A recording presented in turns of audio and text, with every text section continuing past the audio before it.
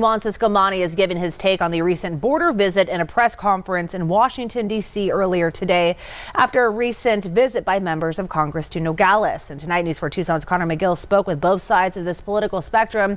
And Connor, you join us live outside Congressman Ciscomani's Tucson office with what you're hearing. Yeah, Monica, that's absolutely right. Both these sides agree on one thing, and that's to secure our southern borders. How that's done exactly, well, that's where the opinion differs. Congressman Juan Ciscomani and a group of 9 freshman Republican lawmakers recently toured the southern Arizona border, getting a first-hand look at key operations. From contraband seizures to produce exchanges, the visit provided insight into the challenges and complexities of border security. What I talk about specifically are the 3 buckets on the border. We can talk about the border and immigration, we can talk about the border and trade and commerce, and we can talk about the border in security. And they're all unique. Also, they're intertwined. The group also met with a task force, U.S. Northern Command, and the 10th Mountain Division, discussing their collaboration with Homeland Security and Customs and Border Protection to strengthen border security. Ciscomani pointed to changes in federal leadership as a factor in the current state of the border. What changed?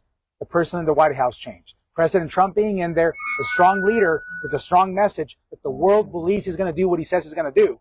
That changed everything for this. So as we continue to prioritize border security, because the battle there is not over, we're going to keep on focusing on the economy as well. Democratic leaders, however, argue the focus should be on solutions rather than political rhetoric. This just feels so incredibly chaotic and disjointed. At some point, I would love for us to stop having press conferences and start talking about solutions. CAC emphasized that immigration reform and support for border communities should be key priorities, rather than what he says are blame games. If you are of the belief that it's not great currently, we're not going to make it great again by doing. Now, as southern Arizona continues to look at the best path forward, both these parties have different opinions. Southern Arizona, well, they remain at the top of the conversation when it comes to national border conversation. Live on the east side tonight, Connor McGill, News 4 Tucson. All right, thank you, Connor, for that live report. And to watch Congressman Ciscomani and the members of Congress recap their trip to the border, go to our website for that, KVOA.com.